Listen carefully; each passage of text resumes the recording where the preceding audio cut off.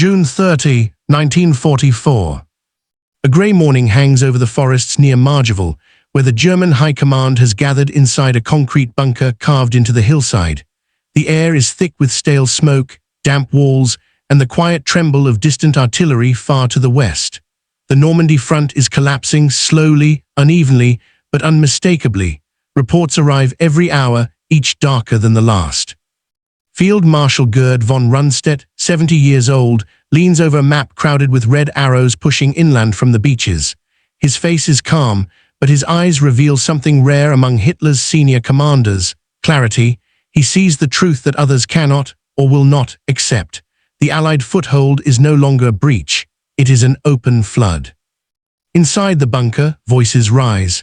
Officers argue about reserves that no longer exist, divisions that survive only on paper, and counterattacks that cannot be launched. Rundstedt listens, hands folded behind his back, the weight of decades of warfare pressing on his shoulders. Then he speaks, not loudly, not emotionally, but with the finality of a man who knows the war's direction has already been decided. And this moment will lead directly into the unfolding crisis behind his fatal warning. In the final days of June 1944, the German command structure in the West faced a crisis unlike anything it had experienced since the beginning of the war. The Allied landings had pierced the Atlantic Wall, an accomplishment many German leaders once believed was nearly impossible. Now, less than 4 weeks later, the Wehrmacht was fighting not for victory, but for time. The Normandy terrain had initially favored the defenders. Hedgerows, narrow lanes, thick pastures and sunken roads created natural strongpoints, turning every advance into a grinding battle of attrition. But the Allies adapted quickly. They reorganized their infantry tactics, introduced specialized engineering teams, and brought overwhelming quantities of artillery and air support. In contrast, German units fought with shrinking ammunition reserves, failing supply lines, and dwindling manpower. Field Marshal Gerd von Rundstedt, the Commander-in-Chief West, understood the weight of these realities more clearly than most. A veteran of the First World War and one of the Reich's most experienced officers, he viewed the Normandy campaign not through ideology, but through sober military logic. And what he saw troubled him deeply. The German defenses were fractured, mobility was limited, and the Luftwaffe, once a fearsome force, was unable to contest Allied air dominance. Every movement, every convoy, every attempt at reinforcement was spotted from above and punished with precision. To the east, the situation was even more alarming. Operation Bagration, launched by the Soviet Union on June 22, 1944, was tearing apart German Army Group Center. Entire divisions were being destroyed in days. Reinforcements that Rundstedt desperately needed in France were being redirected to the Eastern Front, leaving the Western Command to fight a major coalition with only fragmented, exhausted units. Yet within the German High Command, the atmosphere remained divided. While Rundstedt pushed for strategic withdrawal and consolidation, others clung to Hitler's rigid orders to hold positions to the last man. The Führer's faith in willpower over logistics had become doctrine, and questioning it was increasingly dangerous. Rommel, newly appointed commander of Army Group B, stood closest to Rundstedt in his assessments. He toured frontline positions daily, studying the momentum of the Allied advance. His conclusions matched Rundstedt's. Without massive reinforcements and complete operational freedom, neither of which existed, the war in the West could no longer be won. Time was working against Germany, and every day tightened the noose. Still, Hitler remained convinced that the Wehrmacht could force a stalemate. He believed the Allied coalition would fracture, that political tensions between Britain and the United States would grow, or that a decisive counterattack could drive the invaders back into the sea. Reports from the front that contradicted this worldview were ignored, minimized, or dismissed as defeatism. Inside the operational headquarters, these contrasting perspectives created an atmosphere of tension and unreality. Rundstedt's staff worked tirelessly to assemble plans for flexible defense and controlled withdrawal, only to have them rejected by Berlin. Instead, orders were issued demanding immediate counteroffensives, despite the fact that most armored divisions had already been decimated before they could even concentrate. Meanwhile, Allied logistics were expanding at a pace Germany could not match. Supplies flowed steadily from British ports, artificial mulberry harbors, and a constant stream of landing craft. Fuel, ammunition, vehicles, food, everything the invasion required, arrived in quantities that dwarfed German capabilities. In contrast, German units were rationing shells, abandoning vehicles without fuel, and fighting under skis where Allied aircraft roamed freely. By late June, Rundstedt recognized something that many others refused to acknowledge. Germany no longer had the strategic capacity to sustain war on two fronts. The Western Front was not an isolated crisis. It was a symptom of a collapsing empire stretched beyond its limits. The Wehrmacht was still fighting, often with remarkable discipline and tenacity, but the strategic balance had shifted irreversibly. These were the conditions in which Rundstedt's frustration grew. His warnings were not emotional outbursts, but the measured conclusions of a senior commander who understood the fundamentals of war. And as reports continued to darken, towns falling, divisions eroding, morale weakening, his sense of urgency intensified. The stage was set for a confrontation that would reveal the widening gulf between battlefield reality and political ideology. Rundstedt knew the war could not be salvaged by stubbornness or fantasy. What he did not yet know was how violently Berlin would react to his honesty. His next words, delivered in a tense and crowded meeting, would make that reality unmistakably clear. By early July 1944, the German war machine was suffering from a burden it could no longer conceal: exhaustion. Years of continuous fighting had drained its resources, stretched its industry, and strained its manpower. The once formidable Wehrmacht was now a patchwork of depleted formations, emergency battalions, and units rebuilt so many times that few original soldiers remained. Germany's logistical system, already fragile by 1943, was breaking down. Allied air superiority made every road and railway in France a target. Supply trains had to travel at night, weaving through damaged lines and hopping the next bridge had not been destroyed. Convoys were forced to scatter, hide in forests, and abandon predictable routes. Even then, losses were heavy. Ammunition shortages became commonplace. Fuel was rationed to the point that tanks were often immobilized before they could reach the front. Artillery, normally the backbone of German defensive doctrine, fired only when absolutely necessary. Rundstedt understood that no army, regardless of training or courage, could win under these conditions. He had seen similar circles of collapse in the final year of the First World War, when overextended fronts, weakened morale, and collapsing supply lines spelled inevitable defeat. History, he knew, was beginning to repeat itself, only this time the collapse was unfolding on an even larger scale. Yet in Berlin, the leadership remained insulated from these realities. Hitler's headquarters at the Wolfschanz filtered bad news through layers of staff officers, many of whom feared delivering unwelcome reports.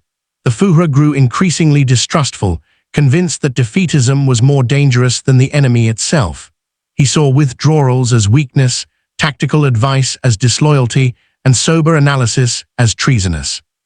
In such an environment, Rundstedt's assessments were unwelcome. He had urged a flexible defense, a shortening of the line, and above all, an honest acceptance of Germany's strategic limits. But Hitler's philosophy had become absolute: no retreat. It was a mantra repeated in orders, speeches, and directives, even as the front steadily eroded. Complicating matters further, the German High Command was divided by deep political and personal rivalries. The OKW Armed Forces High Command, loyal to Hitler's visions, clashed constantly with the OKH Army High Command, which had more realistic views shaped by frontline reports. Rundstedt often found himself caught between these forces. He was respected, but not followed. His experience was acknowledged, but not acted upon. Rommel's perspective added weight to Rundstedt's warnings. After weeks on the front lines, he had concluded that Allied material superiority was overwhelming. Their air power, especially the constant attacks by fighter bombers, made daylight movement almost impossible. Their artillery barrages were coordinated with precision. Their infantry, though suffering heavy losses, advanced with relentless determination. And behind them was a supply system so vast that even a failed attack could be rebuilt within days. On July 17, Rommel himself would be critically wounded when an Allied fighter strafed his car. a tragic symbol of the air dominance that shaped the battle. But even before that, his reports were clear. The German army in the West could not survive without major strategic changes. Still, the German leadership clung to hope built on abstractions. They believed in miracle weapons still under development. They hoped the Allies might suffer a political rupture. They assumed the invasion could be halted by isolated counterattacks that had no chance of success. The gap between belief and reality widened with every passing day. Inside headquarters across occupied France, officers continued compiling daily strength reports. Each morning, the numbers looked worse. Panzer divisions were down to a handful of operational tanks. Infantry regiments were reduced to the size of companies. Supply columns were being destroyed faster than they could be rebuilt. Rundstedt studied these figures with increasing frustration. He knew that no general, no matter how skilled, could turn such an imbalance into victory. The Wehrmacht was being asked to perform the impossible. The more it resisted, the more it bled. And the longer Germany refused to acknowledge the truth, the worse the consequences would become. It was against this backdrop of exhaustion, denial, and irreversible decline that Rundstedt prepared to deliver his most direct assessment of the war's trajectory. His warning would not be framed in diplomatic language or softened by military jargon. It would be blunt, honest, and born from decades of command experience. And it would ignite one of the most dramatic confrontations between battlefield reality and political ideology in the entire war. Because to understand why Rundstedt's words carried such weight, we must now examine the deeper angles of this crisis: the human pressures, strategic failures, technological imbalances, and moral fractures that shaped the fate of the German High Command. Gerd von Rundstedt was not a young field commander chasing glory. He was an ageing marshal, 70 years old, shaped by 2 world wars and burdened by an acute understanding of how nations collapse. His face, lined by decades of military service, had watched empires rise and fall. His judgments were forged in the mud of the Western Front in 1914, not in the ideological chambers of the Nazi Party. By 1944, he carried the weight of the entire Western theater on his shoulders. But he also carried something far heavier, the knowledge that he was fighting a war he could no longer win. Rundstedt was a conservative monarchist, not a national socialist. He served Germany out of duty, not devotion to Hitler. And because of this, he saw the war with clearer eyes than most of the Führers in a circle. When he watched divisions crumble, when he read casualty reports, when he saw supply shortages, he did not interpret them through ideology. He interpreted them through experience. This clarity made him dangerous, not to the enemy, but to the Nazi leadership. Rundstedt's realism threatened the illusions Berlin depended upon. His honesty challenged the myth that Germany could still reverse the tide of war through willpower alone. In many ways, Rundstedt's warning, "Make peace, you fools," was not just a military statement. It was the accumulated truth of a lifetime, spoken at a moment when the cost of ignoring reality had become unbearable. And his personal clarity contrasted sharply with the tactical disaster unfolding around him. Germany's tactical doctrine had been built around mobility, rapid counterattacks, flexible reserves, and concentrated armored thrusts. But Normandy offered none of those conditions. The hedgerows prevented maneuver, the air assault prevented movement, the supply shortages prevented coordination. What remained was an army forced into a static defense it was never designed to maintain. Every day, Allied infantry pressed forward behind rolling artillery barrages. German units withdrew from one hedgerow only to be pinned against another. Tanks were forced into predictable paths, making them easy prey for Allied aircraft armed with rockets and bombs. Even the Panther and Tiger, superior machines in open terrain, became liabilities when bogged down in narrow lanes. The Wehrmacht's counterattacks, once so feared, lost their effectiveness. Panzer units could no longer assemble in secrecy. Every attempt at concentration was visible from the sky. Radio intercepts provided the Allies with intelligence before operations could even begin. Tactical brilliance could not compensate for overwhelming material disadvantage. Rundstedt saw this collapse clearly. He understood that German doctrine had no answer to the Allied system of combined arms, where armor, infantry, air power, logistics, and naval support worked together with devastating precision. To order more counterattacks under these conditions was not strategy, it was self-destruction. And yet Berlin demanded them, because Berlin misunderstood the enemy Germany now faced. While the German High Command argued, the Allies observed, and what they saw confirmed their belief that Germany's defenses were weakening by the day. Ultra-decrypts provided insight into German shortages, aerial reconnaissance, mapped troop movements, supply bottlenecks, and retreat patterns. Allied commanders recognized that the Wehrmacht in Normandy was not a unified, coordinated machine. It was a collection of isolated commands struggling to stay alive. To Allied strategists, the German refusal to withdraw was one of the enemy's greatest mistakes. By holding ground that could not be held, Germany allowed itself to be encircled, bombed, and bled. By refusing to shorten the front, it guaranteed that reserves would always arrive too late.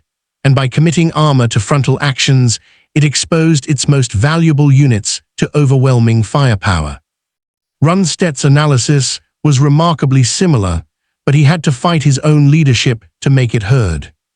To the Allies, this stubbornness became predictable. They used it, they planned around it, and in time they exploited it fully. This multi-layered crisis, human, tactical, and strategic, set the stage for deeper fractures inside the German High Command. Because behind every failed order and every ignored report lay a leadership crisis that would only worsen.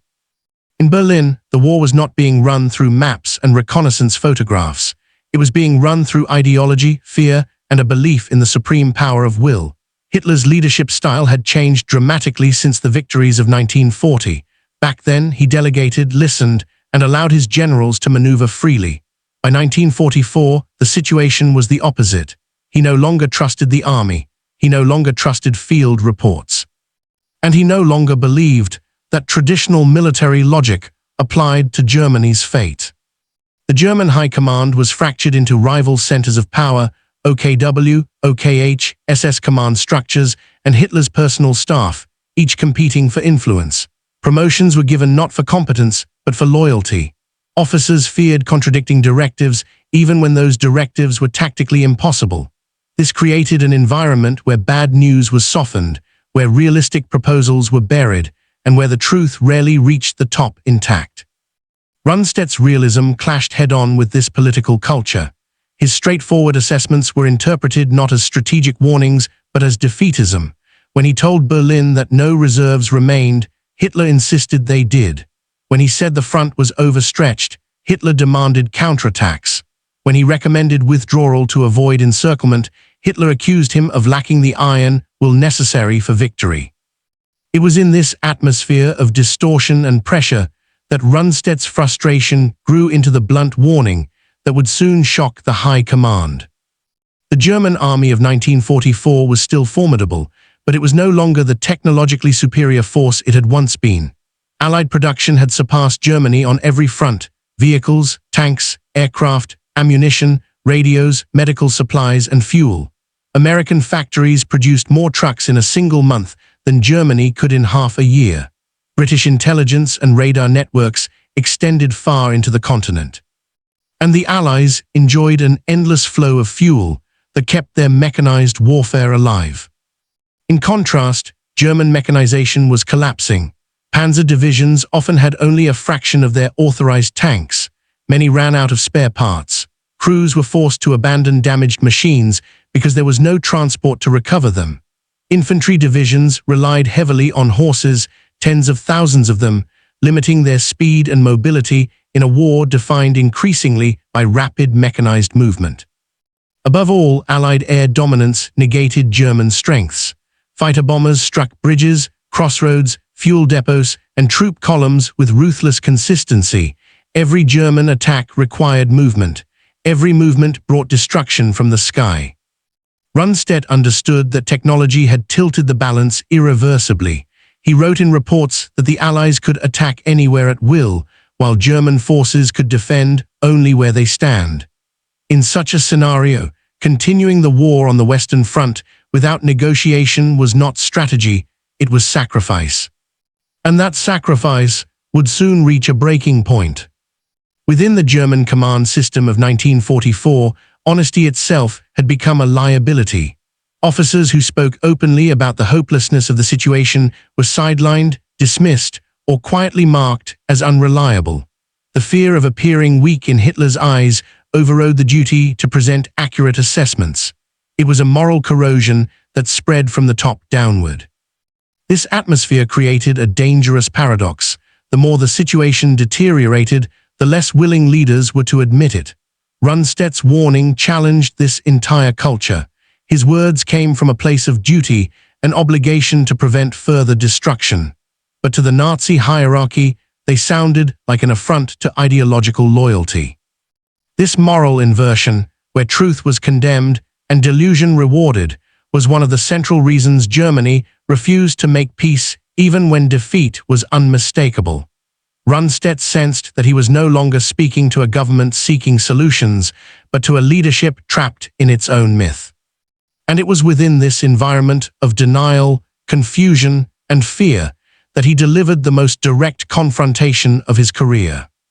A meeting in early July would bring all these angles into sharp focus. The climax was about to begin. The meeting took place on July 1, 1944, inside the Führerhauptquartier, Wolf's Lair subcommand facility at Margeville, a reinforced bunker complex built to withstand the heaviest bombing.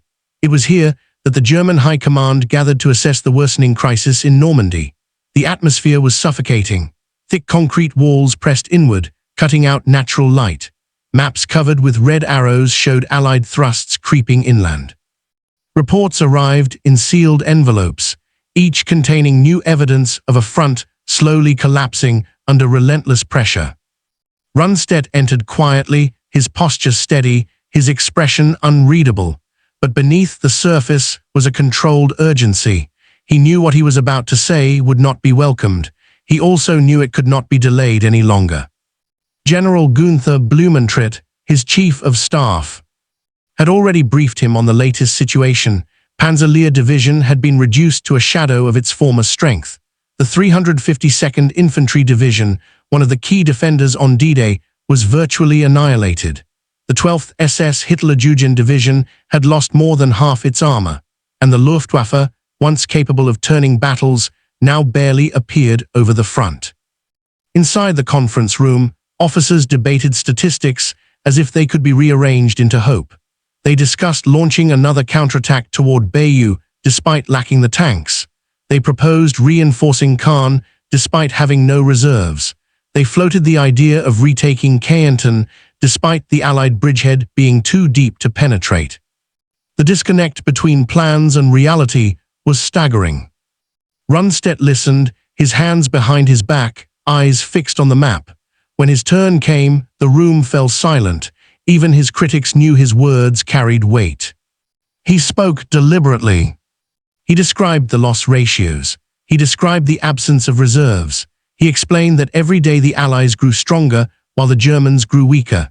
He warned that continuing to throw divisions into hopeless counterattacks would only accelerate destruction. He argued that the front must be shortened, that withdrawals must be authorized, that the army must be preserved before it was too late. Then came the statement that froze the entire room.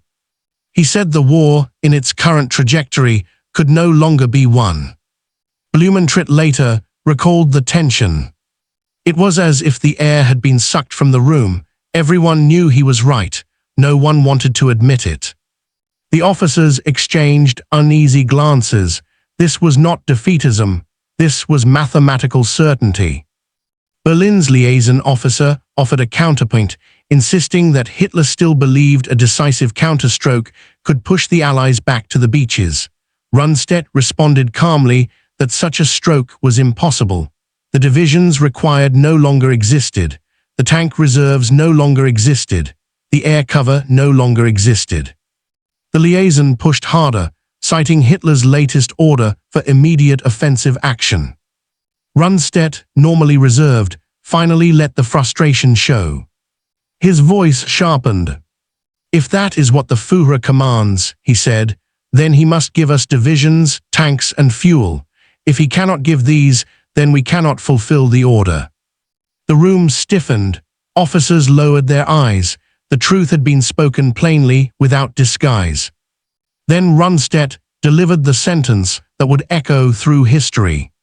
When asked what should be done, he answered, "Make peace, you fools. Macht doch Frieden, ihr Idioten." Not shouted, not emotional, spoken like a verdict. It was the bluntest assessment any German field marshal had delivered since the war began. And it was aimed not at his fellow soldiers, but at the political leadership whose delusions were prolonging the catastrophe. For a moment, no one dared respond. The sentence hung in the air like a final judgment. It was a direct challenge to the foundation of Hitler's strategy. Rundstedt had crossed a line. Not a line of loyalty, he was still a soldier of Germany, but a line of tolerance for fantasy. He had told the leadership exactly what the battlefield demanded, and he knew the cost of such honesty. Within hours, his words reached Hitler through the usual channels. The reactions were immediate and furious. And the consequences would reshape the command of the entire Western Front. The breaking point was coming. Across the battered landscape of France, the German army was collapsing faster than Berlin could comprehend. Reports from the front were no longer delays, they were disasters, each one more catastrophic than the last. Arrows show Allied advances tightening around German positions, Panzer divisions retreating, supply routes crushed. Von Rundstedt, now reinstated as Ob West, looked at the situation with brutal honesty. He wasn't interested in Hitler's fantasies, he was interested in survival. As the Allies broke through Saint-Lô, as Patton's tanks roared into Normandy, as German units vanished into encirclements, the situation is hopeless. But Hitler didn't want honesty. He wanted miracles. Rundstedt slams his fist onto the table. Generals around him go silent. "Make peace, you fools. End this war before Germany is destroyed." This wasn't treason. This wasn't cowardice. It was reality. He had seen the truth that Hitler refused to face. Germany no longer had the men. No longer had the fuel. No longer had the machines. No longer had any chance. Every hour of fighting only guaranteed one thing: more German cities in ashes. But Hitler's high command, paralyzed by fear, blinded by ideology, chose obedience over survival. By the time his message reached the wolf's lair, it was too late. The Allied breakout from Normandy shattered the Western Front. The Falaise pocket wiped out what was left of Germany's elite formations. Tens of thousands of troops and hundreds of armored vehicles were lost forever. Germany's last real chance to avoid total ruin died with them. After Rundstedt's blunt declaration, the High Command entered a tense paralysis. No one in that bunker dared speak first. Officers who had previously debated endlessly now fell silent, knowing the truth in their midst, but unwilling to voice it against Hitler's omnipresent authority. The words "make peace, you fools," echoed in the minds of every general, a statement that carried the weight of strategic reality, moral obligation, and the bitter experience of decades of war. Rommel, though recovering from his injuries sustained earlier in July, had independently come to the same conclusion.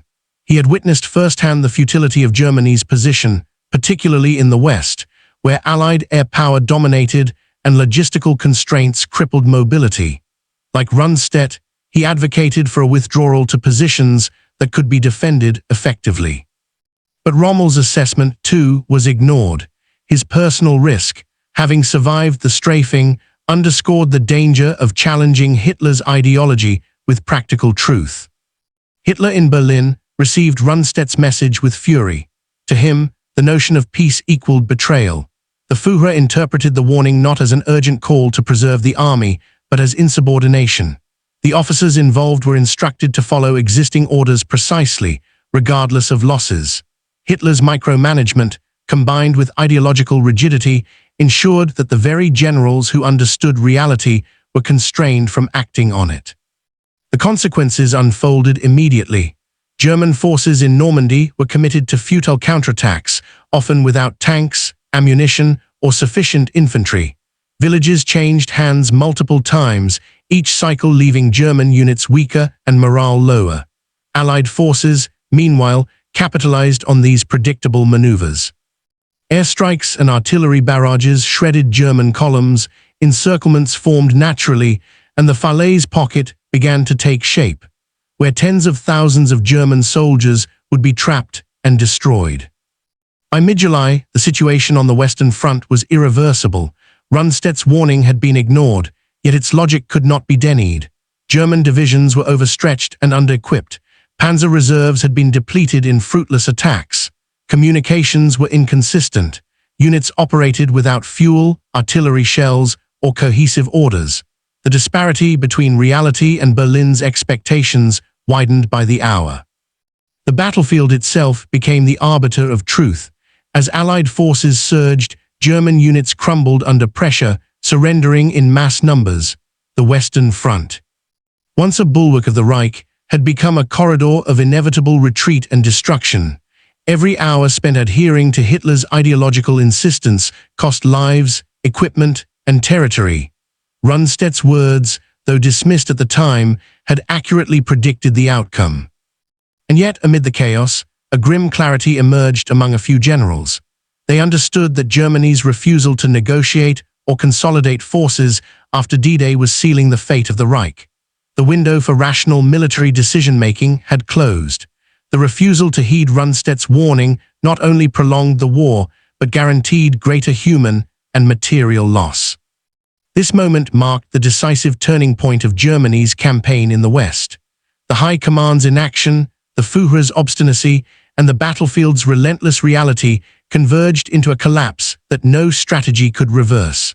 From that day onward, German forces were no longer maneuvering to win, they were maneuvering to survive. The consequences of this fatal misjudgment would extend far beyond Normandy. Cities, civilians, and soldiers all paid the price, and the stage was now set for the devastating aftermath, the unraveling of the Western Front, the Falaise pocket, and the inexorable push of the Allies into occupied France. The days following Rundstedt's warning were marked by relentless destruction. The Allies, having established a secure foothold in Normandy, moved with calculated precision. Every weak point in the German defensive line was exploited. Supply convoys were ambushed from the air. Armored columns were trapped in sunken roads and hedgerows, and German soldiers, exhausted and outnumbered, found themselves fighting battles they could no longer influence. By mid-July, the German front began to fracture under the weight of Allied pressure. Panzer divisions, once the pride of the Wehrmacht, had been reduced to a fraction of their authorized strength.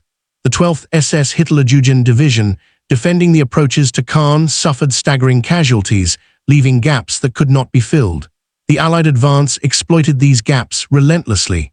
The tactical advantage that had allowed Germany to delay the invasion was gone.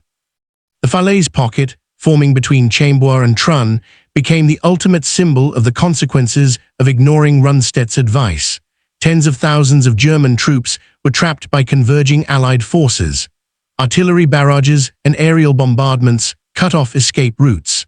Units that had survived D-Day and the first weeks of battle were annihilated or forced to surrender. The destruction was so complete that the loss of equipment, tanks, trucks, artillery pieces, left entire formations incapable of reforming. Rundstedt's frustration deepened as he watched his predictions come true. His warnings, intended to preserve the army and minimize unnecessary destruction, had been ignored. The High Command's insistence on rigid counterattacks and holding indefensible positions had accelerated the collapse. Even the bravest German officers on the ground found themselves powerless against a combination of Allied superiority, logistical collapse, and the ideological rigidity emanating from Berlin. Civilian populations suffered as well. Villages near the front lines were caught in the crossfire. Retreating units commandeered food and fuel, leaving local communities impoverished. Bombardments designed to target military positions also devastated homes, schools, and hospitals. The human cost of the command's obstinacy was staggering.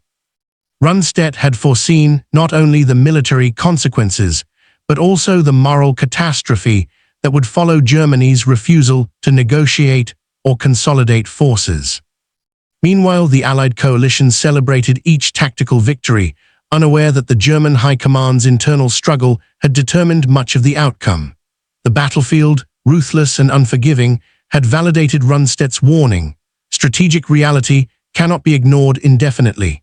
Every hour that Berlin's ideological fantasy held sway translated into measurable losses, both human and material. By the end of July, the German army in Normandy was a shadow of its former self. Units had been encircled, equipment destroyed, and morale shattered. Rundstedt, still commanding, could do little more than manage an orderly retreat where possible, salvage what remained, and witness the consequences of a war prolonged by denial. The Western Front was no longer a theater of potential victory. It had become a landscape of survival and retreat, the direct result of ignored warnings and rigid ideological orders. As July turned to August 1944, the devastation in Normandy reached its full scale. The Falaise pocket closed completely on August 21, sealing the fate of tens of thousands of German troops.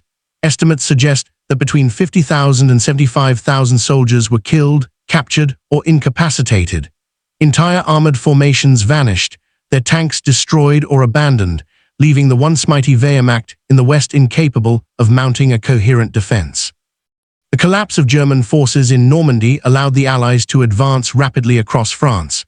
Paris fell on August 25, liberated not by a single decisive battle, but by the cumulative result of exhausted German units and overwhelmed defensive lines. Rundstedt's prediction that continued resistance without strategic flexibility would only amplify destruction had been vindicated. Yet, for the soldiers and civilians caught in the middle, the cost was immense. Villages burned. Roads were littered with the wreckage of vehicles, tanks, and artillery. Refugees fled westward in a desperate attempt to escape the advancing Allies, many becoming casualties themselves in the chaos. Within the German High Command, Rundstedt's warning now seemed almost prophetic. Officers who had once dismissed him now quietly acknowledged the accuracy of his analysis. However, the opportunity to salvage the situation had passed. Hitler's insistence on holding ground at all costs had ensured that Germany's losses were maximal and its strategic options minimal. The Wehrmacht's capacity to resist the Allies effectively in Western Europe was gone. Rundstedt's personal role became constrained to managing retreats and limiting further destruction. He oversaw the withdrawal of surviving units across the Seine and into the interior, striving to preserve what remained. Yet even these measures could not offset the catastrophic effects of ignoring the warning he had delivered so plainly. Germany's inability to make peace or negotiate tactical withdrawals had guaranteed the further destruction of its forces and infrastructure. The broader consequences extended beyond the military. Hitler's ideological rigidity, reinforced by the High Command's obedience, had prolonged the war in Western Europe by months. Each additional day of conflict brought civilian casualties, urban destruction, and suffering that might have been avoided with earlier strategic acknowledgement of defeat. Rundstedt's words, now etched into the historical record, were a stark reminder that leadership divorced from reality carries a human cost far greater than the battlefield losses alone. This period left a lasting imprint on both the German military and the trajectory of the Second World War. It demonstrated that even experienced, prudent commanders like Rundstedt could be powerless in the face of ideological intransigence. The destruction in Normandy, the collapse of the Western Front, and the rapid Allied advance into France were direct consequences of this critical failure. And the stage was now set for the final reflection on what this meant for Germany, for the war, and for history itself. History rarely offers moments as stark as those witnessed in July 1944. Rundstedt's warning, uttered calmly, yet with undeniable clarity, was more than a military assessment. It was a moral and strategic indictment of a leadership that had chosen ideology over reality. By telling the High Command, "Make peace, you fools," he distilled decades of military experience into a single, urgent truth. Prolonging conflict against impossible odds only multiplied suffering. The consequences of ignoring this warning were immediate and devastating. Tens of thousands of soldiers were killed or captured. Cities and villages were destroyed. Resources that could have been preserved were annihilated. And yet, in the quiet halls of history, Rundstedt's voice endures as a reminder that courage is not always about charging forward. It is sometimes about seeing clearly, speaking truth, and acting responsibly even when no one is willing to listen. For Germany, the refusal to negotiate or recalibrate strategy after D-Day prolonged the inevitable, turning a strategic setback into a catastrophe. For the Allies, it meant a victory marked by efficiency and coordination, but one built atop the rubble of human and material cost. And for the broader arc of warfare, it revealed the fatal intersection of ideology, denial, and command, a lesson as relevant today as it was in the bunkers of Marjval. Rundstedt's warning reminds us that history is shaped not only by those who follow orders unquestioningly, but also by those who observe reality with clarity, even when reality is unwelcome. It is a testament to the tragic consequences that unfold when logic is silenced by dogma, and a solemn reflection on the human cost of leadership divorced from truth. In the end, July 1944 was not just the story of a battle lost. It was the story of a warning ignored, a moment where insight clashed with ideology, and the unforgiving machinery of war revealed that the most fatal enemy is often one within, a leadership unwilling to face the truth until it is too late. The Allied advance continued. Germany's fate was sealed, and the words of one field marshal echoed silently across history, a haunting reminder of what could have been if wisdom had been allowed to prevail.